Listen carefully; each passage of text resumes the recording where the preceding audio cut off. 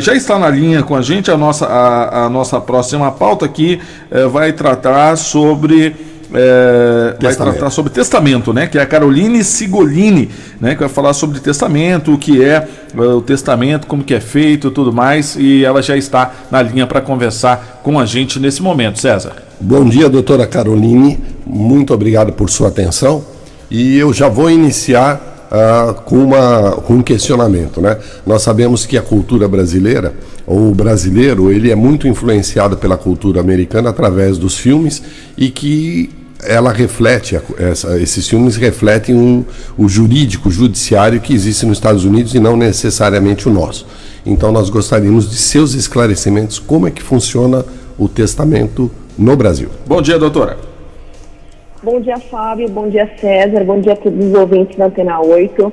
Obrigada pelo convite, em primeiro lugar. Realmente o brasileiro ele não tem o costume de falar sobre testamento, falar sobre o seu planejamento sucessório, mas o momento faz com que a gente pense um pouquinho mais sobre a finitude, sobre como planejar a nossa sucessão. Nós temos percebido que o interesse pela formulação de testamentos cresceu muito desde o início da pandemia do coronavírus. E um dado de extrema relevância é o que foi publicado pela Associação dos Notários e Registradores do Paraná, afirmando que a pandemia repercutiu muito no movimento dos cartórios do Estado e a procura pelos registros de testamentos aumentou 70%. E isso é muito significativo porque antes da pandemia, menos de 8% da população brasileira tem o hábito de fazer testamentos. É importante até a gente esclarecer, né, como disse aqui o César, o que é um testamento, né, doutora? O que seria esse testamento para a gente poder explicar aí melhor para os nossos ouvintes? O testamento nada mais é do que um documento formal, expresso, que você declara a sua vontade e através do qual você destina os seus bens, sejam eles patrimoniais ou extrapatrimoniais, para quem você desejar. Dentre as formas mais utilizadas de testamento, dentre as formas de testar, usualmente a gente considera a figura de dois testamentos: o testamento particular e o testamento público. O testamento particular é aquele que você faz na sua casa, sem custo, a próprio punho ou através de algum meio mecânico no seu computador, na presença de 3 testemunhas. Esse documento precisa ter uma qualificação completa tanto do autor da herança e das testemunhas, rúbrica e assinatura em todas as folhas. Já o testamento público é aquele que você vai até um cartório de notas na presença de um tabelião, acompanhado de 2 testemunhas. Aqui também é preciso a qualificação completa de todos, a leitura do documento pelo tabelião, rúbrica e assinatura de todos os presentes, com a grande diferença de que o testamento feito através de um tabelionato de notas gera um custo, enquanto o testamento particular você não tem custo algum. Doutora, na legislação brasileira, me parece que existem algumas restrições para que você coloque no testamento. Você pode, se eu não estiver enganado, você não pode, por exemplo, destinar todos os teus bens para um único filho ou coisa parecida. A senhora poderia, por gentileza, esclarecer melhor isso? Claro. No Brasil, desde 1907, existe a obrigatoriedade de resguardar 50% do patrimônio para a divisão entre os herdeiros necessários. Quem são esses herdeiros necessários? Os ascendentes são pai, avô, bisavô. Os descendentes, filho, neto, bisneto e cônjuge ou companheiro. Essa reserva se chama legítima. Você não pode invadir ou desconsiderar esse percentual quando você planejar a destinação dos seus bens. Quem possui herdeiros necessários pode dispor da outra metade, dos outros 50%, chamada de parte disponível.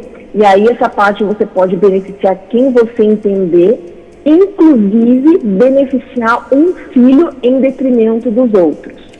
Doutora, a gente no linguajar popular muito ouviu dizer assim, eu vou deserdar você, né? O que quer dizer isso, deserdar alguém? Existe essa possibilidade? Então, existe, mas não é comum. No Brasil não é tão comum a gente falar isso. Existem os casos que foi bastante noticiado do caso da família Richthofen. Qual que é a grande diferença? Herdeiros indignos ou deserdados, ele perde o direito à herança por óbvio. Para que o herdeiro seja efetivamente excluído da sucessão e não tenha direito, então, ao patrimônio dos seus pais, ele tem que ser declarado indigno por uma sentença judicial. Então, a lei enumera algumas possibilidades, algumas hipóteses para que eles sejam excluídos de fato. Você precisa necessariamente ter participado de algum crime ou tentativa de homicídio contra o seu companheiro, seus filhos ou seus pais, acusar caluniosamente em processo judicial aquele que é o autor da herança ou praticar um crime contra a sua honra, e dificultar ou impedir por meio violento que o autor da herança transmita, disponha livremente dos seus bens por testamento ou ato que expresse a sua vontade. Tudo isso precisa de uma ação judicial, não é tão comum, e não existe, assim, no Brasil, não são muitos os casos que você deserda filho. Então, assim, não é apenas vou deserdar e ponto final, não vou deixar nada para ele. Isso precisa ser através de uma ação judicial. Na verdade, ele pode deserdar daquela parte que não é legal, né? Que são os outros 50%. Exatamente, a parte legítima. A legítima, perdão. Doutora, até tem um questionamento aqui, a nossa colega aqui está perguntando, até lá da Rai Vale, né? Na reserva legítima, quem tem preferência? Filhos, esposa? Ascendentes e descendentes. Na reserva legítima, ela é reservada para seus descendentes, seus filhos, ascendentes, pais e o seu cônjuge ou companheiro. São necessariamente esses 3 grupos que você deve reservar a parte legítima. Perfeito. Correto. Doutora, até é importante também a gente dizer aqui, num caso que ficou muito evidenciado, muito famoso, né, que é o caso do Gugu Liberato, né? Esse caso ainda tá dando o que falar, né? O Gugu tinha feito um testamento e parece que esse testamento foi questionado e ainda está sendo questionado judicialmente, né? Porque a companheira dele não foi colocada no testamento e tudo mais. É um caso ainda que está sendo bastante discutido, né, doutora? Isso, o caso do Gugu é um caso bem atípico e não deve ser considerado como regra, especialmente no Brasil, porque nessa situação específica se criou diversos documentos que não têm validade no Brasil. É importante ressaltar que não é qualquer documento que você elabore, seja deserdando não, mas tirando o seu companheiro do direito ao recebimento da herança, não é qualquer documento que vai ter validade. No caso do Gugu, não havia nenhuma comprovação de matrimônio, então ele não era casado com a Rosemíria, não tinha uma certidão de casamento e também não tinha uma escritura pública de união estável ou um contrato de convivência com ela. A grande questão é que ela precisou e precisa comprovar na justiça que ela era sim companheira do Gugu, e essa comprovação, já que não existia nenhum documento formal, precisa ocorrer através de fotos, declarações, testemunhas. Se ela conseguir comprovar o status de companheira, ela jamais poderia ter sido excluída da parte legítima. É uma questão que vai dar bastante discussão ainda, não é uma regra geral o caso do Gugu, mas se comprovado que a Rosemíria era companheira do Gugu, o que eu acredito que acabará sendo comprovado, ela não poderia ter sido excluída. Mas aí tem outras questões, documentos que dizem que ela assinou abrindo mão da herança, e é um documento que não tem validade, você não pode abrir mão daquilo que você sequer ainda teve. Então é um caso bastante atípico esse do Gugu Liberato.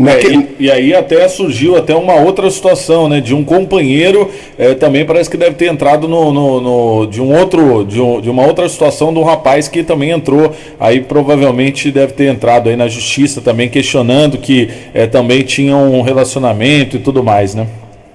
Exato, e nada impede, e é importante deixar isso claro para os nossos ouvintes, que duas uniões estáveis sejam reconhecidas nesse caso. Se ficar comprovadamente esclarecido que tanto a Rosemira quanto o outro rapaz tenham sido companheiros do Gugu, existe sim a possibilidade da parte que cabia ao cônjuge, ao companheiro, ser dividida entre os dois. Perfeito. Mais uma dúvida, até o caso do Gugu serve de exemplo. Ele tinha bens e tem bens nos Estados Unidos. Esses bens entram na partilha aqui no Brasil? Como é que funciona? O Brasil ele tem competência e legitimidade para analisar bens que estejam sob sua jurisdição. Então, aqui será apenas avaliado questões de bens brasileiros e dinheiros aplicados no Brasil. Bens situados nos Estados Unidos se submeterão à legislação própria em abertura de inventário no Estado, enfim. Mesmo se ele declarasse isso, esses bens no imposto de renda dele aqui? Mesmo se declarasse. O valor do testamento lá nos Estados Unidos é diferente do nosso aqui? O que acontece? O valor da elaboração do testamento, não necessariamente. Por exemplo, um testamento elaborado em cartório em São Paulo gira em torno de R$ 1.500 a R$ 2.500. O que muda entre o Brasil e os Estados Unidos são os percentuais do imposto de transmissão. Aqui no Brasil nós temos sim regulamentado, a depender de cada estado, o percentual desse imposto, mas nos Estados Unidos esse imposto é muito maior. Ele pode chegar a 45%. Cada estado americano nos Estados Unidos tem a sua legislação própria no que diz respeito às taxas e impostos de transmissão. A legislação americana permite, na legislação americana existe também essa parte legal, que seria obrigatória na destinação? Existe, mas é bem diferente. E cada estado nos Estados Unidos possui a sua regra própria. Então, não necessariamente é exatamente como no Brasil. Cada estado nos Estados Unidos legisla de acordo, enfim, com aquilo que entende. Não existe um patamar fixo como é no Brasil, que é de 50%. Em outras palavras, lá existe uma federação de verdade. Exatamente. Aqui no Brasil se discute muito sobre a reserva da legítima, né? É um valor muito alto que você deve restringir e resguardar para os seus herdeiros necessários. E existem projetos de lei que pretendem a diminuição desses 50% para 30%. Pessoas defendem que não deveria ter legítima nenhuma resguardada, né? E é uma coisa que todo mundo fala assim: você não é obrigado a deixar nada para ninguém. Enquanto vivo, você pode dispor do seu patrimônio da forma que você bem entender. Certo. A grande questão da legítima é que quando você falece, não tem, existem bens ainda, existe patrimônio, obrigatoriamente vai ser transferido aos seus herdeiros legítimos, mas você não é obrigado a se privar do uso daquilo que você tem, daquilo que você construiu em vida, para deixar para os seus herdeiros. Isso quer dizer que enquanto a pessoa tem vida, ela pode doar aquilo que ela tem para qualquer um? Ou não? Não necessariamente. Também, enquanto em vida, a doação, você também precisa obedecer a alguns critérios, obedecer à legítima. O que eu quero dizer, na verdade, é que você pode usufruir do dinheiro, você pode gastar, você pode ir num cassino, por exemplo, e gastar todo o seu dinheiro, mas na questão de planejamento sucessório, que aí entra tanto o testamento quanto a doação, você precisa respeitar a reserva dos seus herdeiros legítimos. Correto. Qualquer testamento ele pode ser questionado, doutora? Qualquer testamento ele pode ser questionado, e é muito importante ressaltar que o testamento ele é um ato extremamente formal e tem uma série de requisitos. A anulação de um testamento é uma medida extrema. Isso porque o ordenamento jurídico do Brasil, ele impõe, ele prima pela vontade do testador. Como qualquer outro documento jurídico, o testamento ele pode ser anulado quando houver erro, doação, fraude, mas 100% dos casos eles são anulados quando houver o desatendimento de alguma formalidade legal. Mas para anular um testamento também é necessária uma ação judicial proposta por qualquer interessado contra aqueles que foram os beneficiários do testamento. Doutora, nós temos isso acontece, por exemplo, quando o testador ele dispõe de bens que excedam a metade do disponível. Então, aquilo que exceder os 50% de herdeiros legais, você pode pedir anulação. Perfeito. Nós, pelo noticiário, nós temos conhecimento quase que diário de desavenças familiares em função de partilha de bens.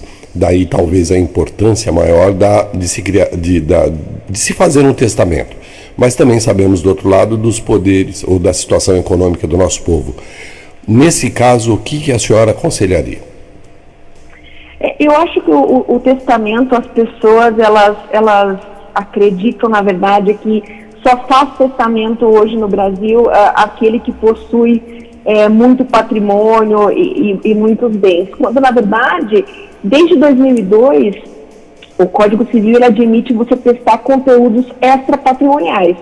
Então, por exemplo, você pode, através de um testamento, atribuir as suas páginas, tanto de Facebook, quanto de Instagram, Twitter, etc. É o que a gente chama de herança digital. Existem ainda algumas dúvidas sobre essa parte de deixar dados de pessoa humana para compor uma herança. Tramita no Congresso um projeto de lei sobre isso. Mas não necessariamente você precisa deixar dinheiro, deixar alguma casa, enfim. O testamento ele tem também algumas finalidades morais, algumas finalidades éticas, que o que a gente chama de testamento ético. Você pode, por exemplo, deixar através do testamento um pedido para que irmãos se perdoem, se façam as pazes.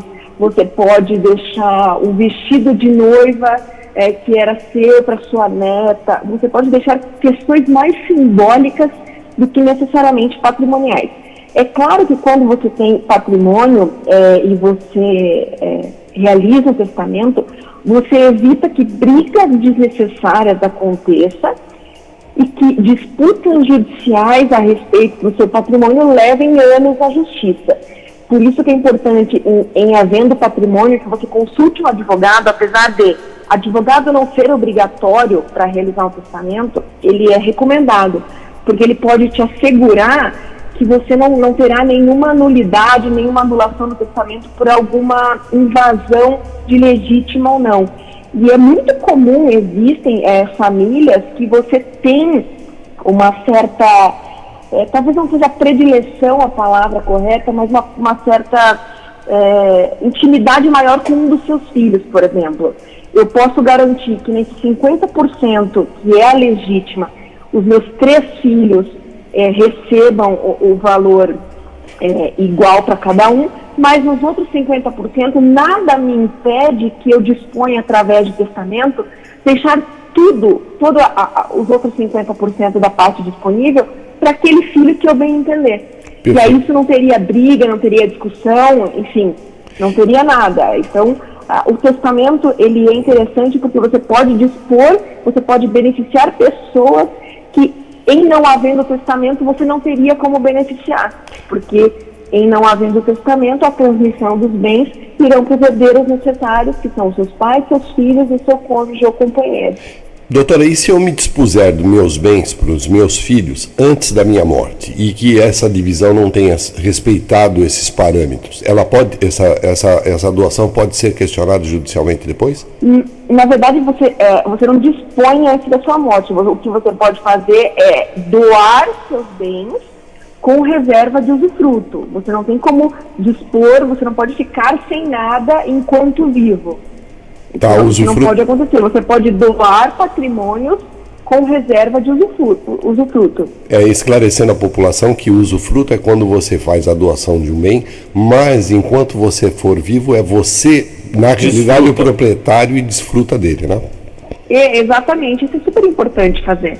E um bem usufruto, ele não pode ser vendido, né? Por só com a anuência das duas partes. Ah, tá, só. Exatamente. Eu tive um caso, há muitos anos atrás, a mamãe tinha um sonho de ter uma casa própria, né?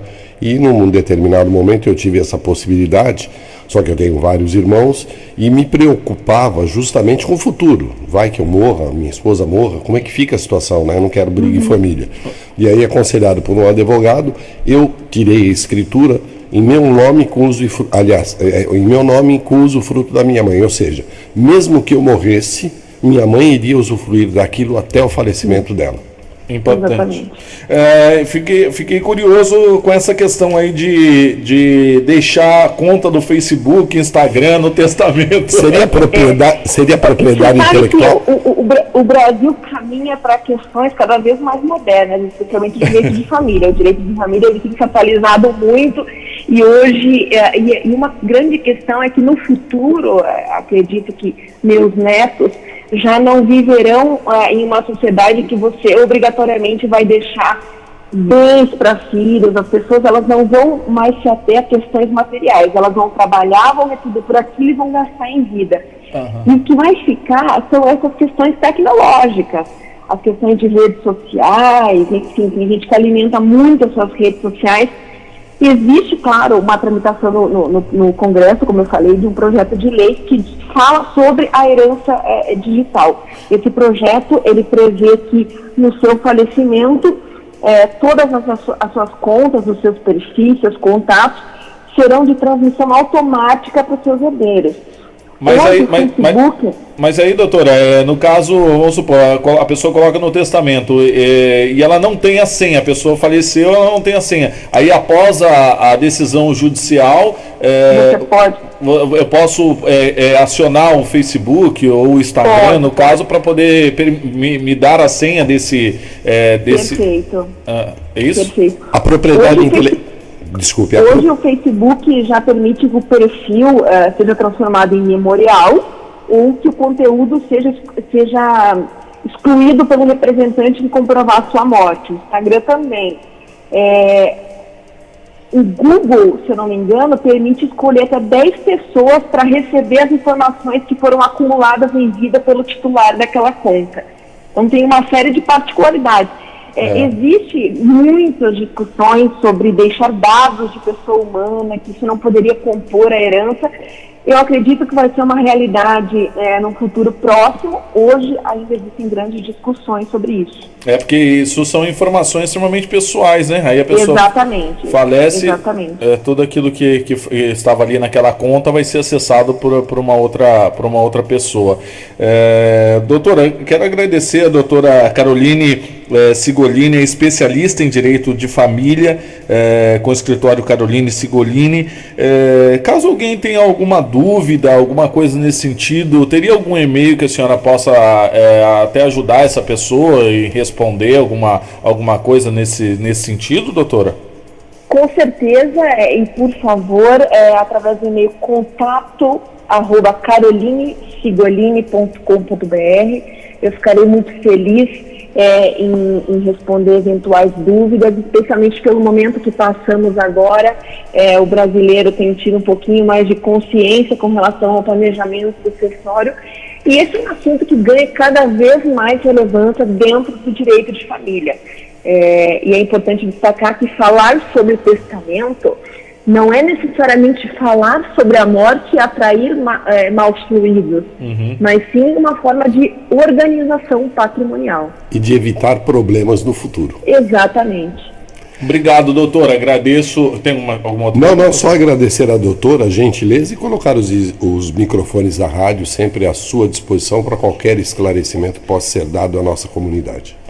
Muito obrigada, gente, pela oportunidade de falar sobre um tema tão relevante. Quero agradecer também aqui a toda a sua assessoria de comunicação, a Mariana, né, que tem nos ajudado aí. A doutora é da capital de São Paulo e está na quarentena, né, doutora? Exatamente, trabalhando em home office há 2 meses já. Tá certo, muito obrigado, agradeço imensamente e fique em casa. Você também, fique em casa dentro do possível. Aos ouvintes também. Muito obrigada, gente. Um bom dia a todos. Grande abraço. Vamos para o intervalo. A gente já tchau. volta já.